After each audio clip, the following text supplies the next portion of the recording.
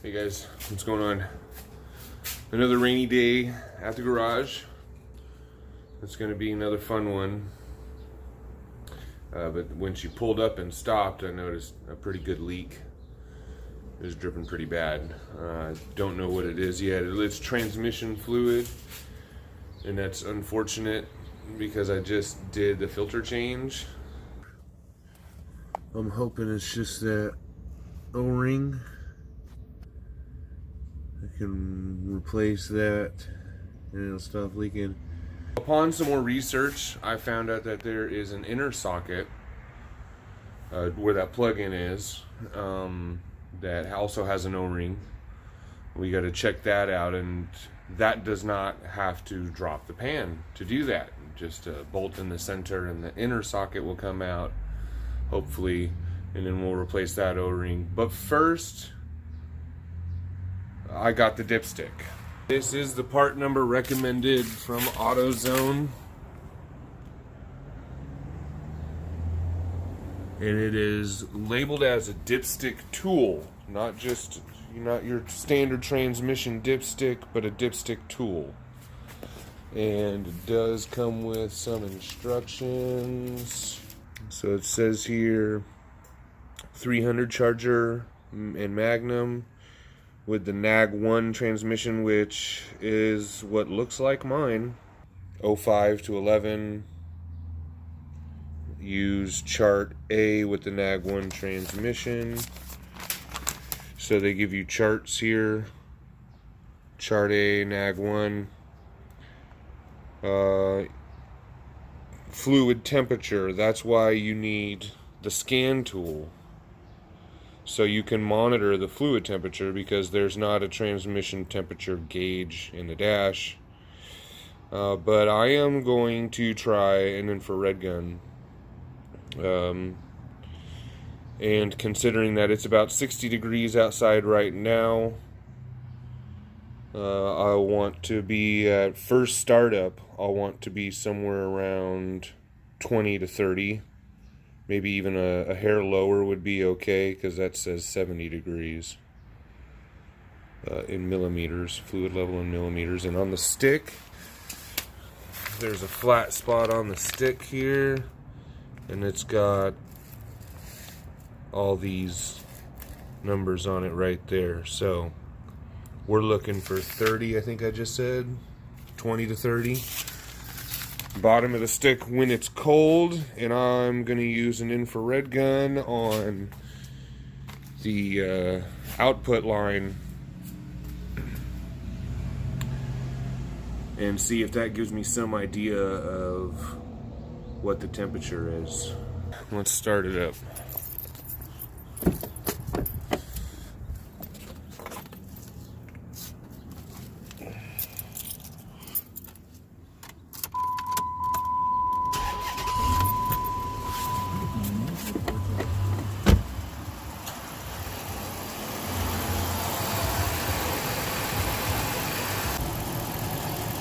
Okay, now I imagine this thing isn't very warm yet. It only took me about 2 minutes to set up the tripod.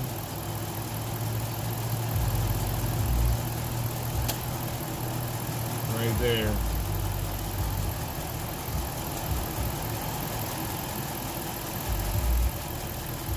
And we are still wet all the way up to here. So it looks like I might have overfilled it. I put in the 3.5 quarts is what AutoZone recommended, but apparently that was too much. Pretty sure I'm over full. Let's get this thing up on ramp so I can get underneath there. Okay, so it's starting to heat up. It's about 61 degrees on the output line, and I can still touch the line with my hands, and it doesn't feel hot at all. So, and it is slowly starting to climb. Maybe I can get under here. See the arrow?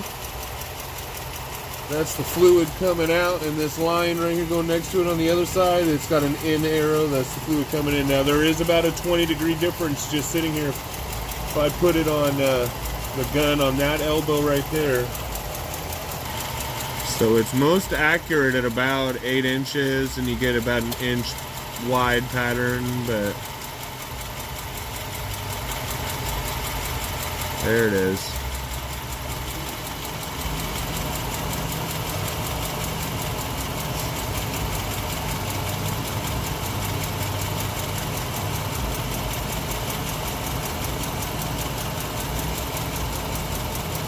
But then you go over here to this, to the other line, and it's cold. So right now, we're looking for around the 60-degree mark is going to be my opinion.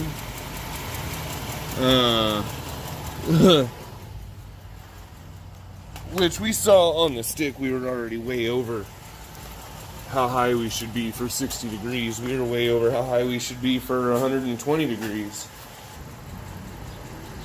There we go.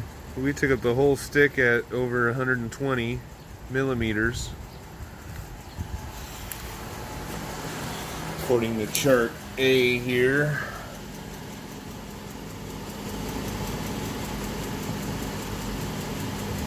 That means, yeah, which I don't think the temperature is over 210 degrees on cold startup. So we're seriously over full. If we look to the left of the plug, that upright orifice sticking straight up, that's the bottom of the dipstick tube. And from here, it doesn't look like it's more than, I don't know, 7 inches to the bottom of the pan. And that stick looks like it's about 6 inches long on the metering part. You try to imagine that long meter, that flat piece of that stick reaching all the way to the bottom of the pan, and for the fluid to be touching the top of the stick, that could be almost coming out of the top of that dipstick tube.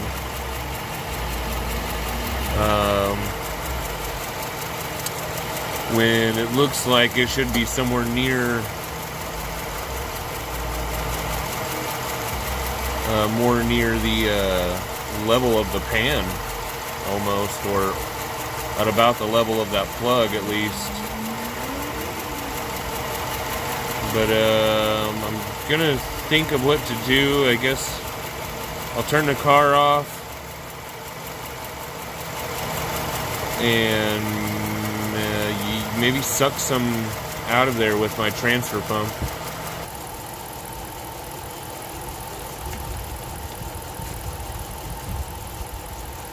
Hang on, buddy, I'll help you.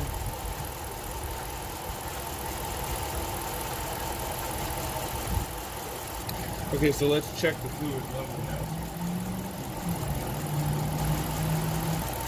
Okay, so I think I got it down to about 30 on the stick, which means the temperature could be anywhere, would be allowed to be anywhere from 80 degrees to I think 110 according to the chart. Yeah, we're right at 30. I don't know if you guys can see that, but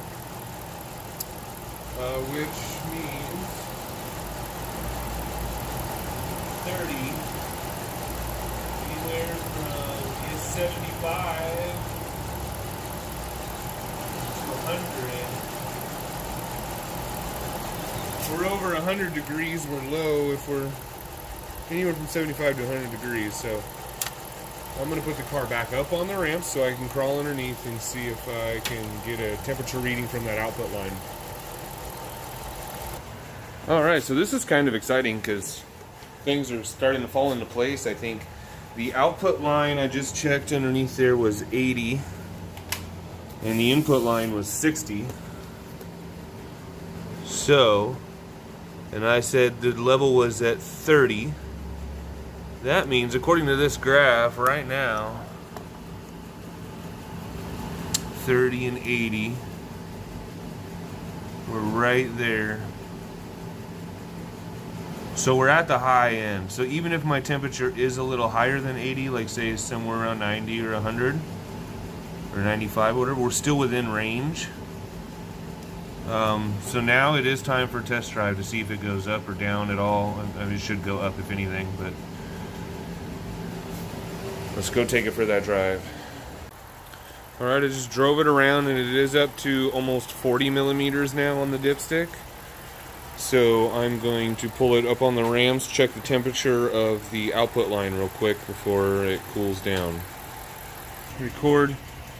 So, oh, I just missed it, but it's about 91-ish, and the return line is about 70-ish. Again, 20-degree difference. My engine temperature is about 217, which might be a little warm, but my coolant temperature is good.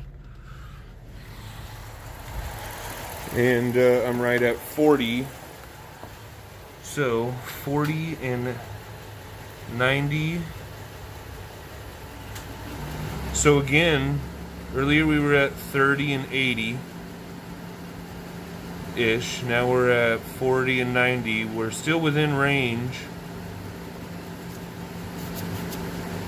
So we're on the high side, but I think we're going to be okay.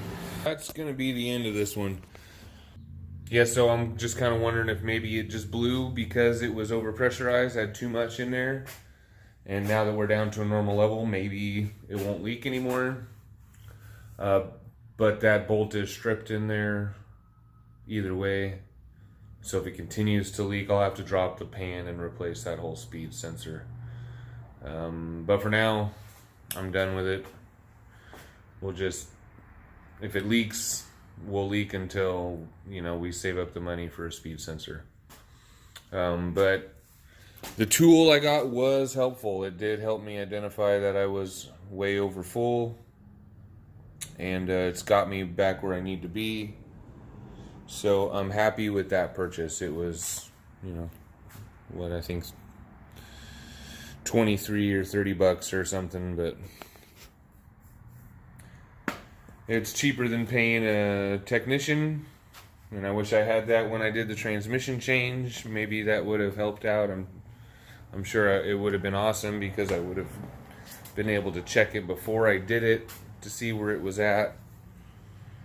And then, yeah, and then just have that knowledge. But that's going to be it. Thanks for watching, guys. Let me know what you think. Don't forget to subscribe. Tell your friends to subscribe. Stay tuned for the future builds. And I'll see you later.